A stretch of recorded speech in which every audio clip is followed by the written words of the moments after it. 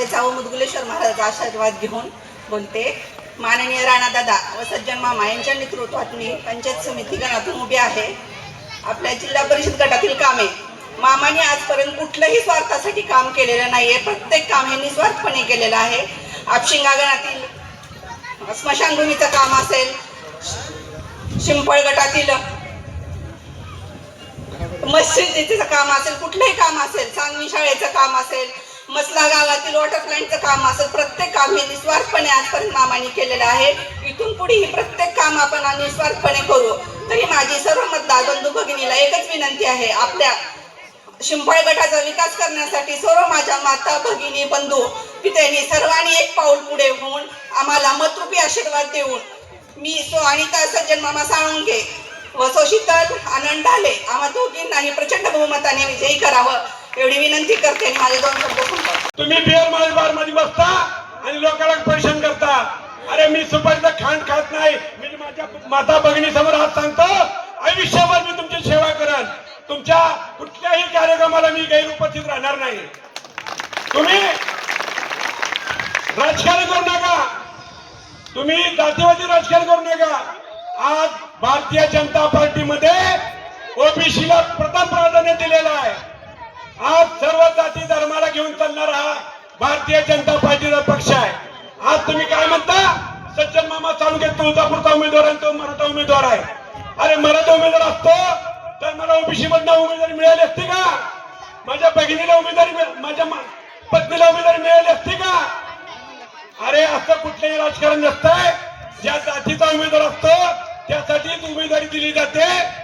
हा उमेदवारीचा अर्थ असतो.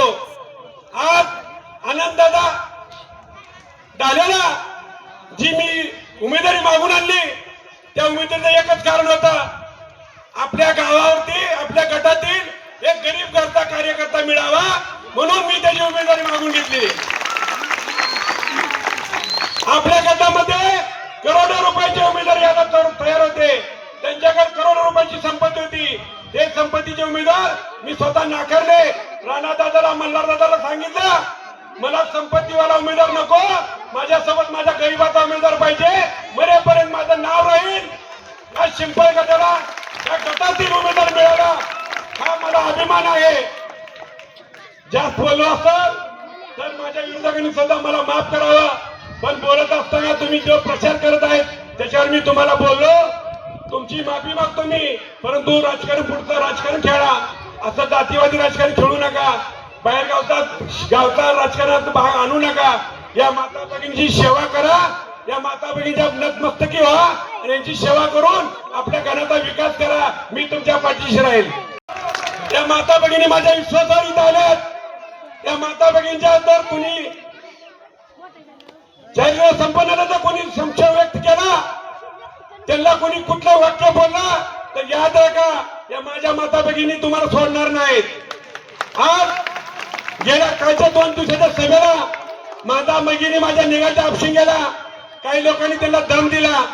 तुम्ही का चाललात, सज्जन साळुंखेचं काय ऐकतात? अरे बाबा हो, त्या माता भगिनीचा मी भाऊ आहे, माझ्या माऊलीचा मी लेकरू आहे आणि ह्या मुदगुलेश्वराचं मी मानलेलं दत्तक आहे गाव माझं. या मुदगुलेश्वराच्या माध्यमातून या शिंपळ गटाला मी कधी काही कमी बनवून देणार नाही आणि हेच माझं ब्रीदवाक्य राहील. जय हिंद, जय महाराष्ट्र. भारतीय जनता पार्टीच्या कमळाला साथ द्या. येणाऱ्या 5 वर्ष तुमच्या या मताच्या कर्जात राहून या भागाचा विकास केल्यासाठी मी राणादादा, दत्ताभाऊ, सज्जन बाबा. धन्यवाद भाई, आपण या ठिकाणी सत्कार केल्याबद्दल.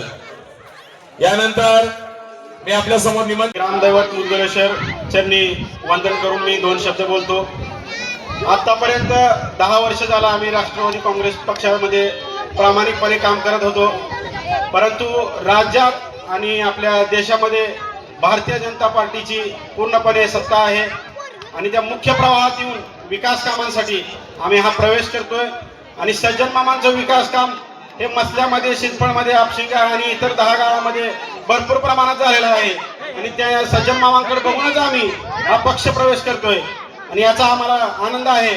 आणि मसला खुर्द, आपशिंगा गट आणि शिंपळ गट ह्यामध्ये आम्ही पूर्णपणे तयारीनं सज्जन मामाला लीड आणून त्यांना विजयी गुलाल उधळू एवढं 2 शब्द बोलतो आणि माझं 2 शब्द थांबवतो. नरवडे आपल्या सर्वांचं जोरदार टाळ्यामध्ये स्वागत करायचं आहे. यांच्या सर्वांचं मुबारक इनामदार हे आज भारतीय जनता पार्टीमध्ये प्रवेश करणार आहेत. बोलो भारतीय जनता पार्टीचा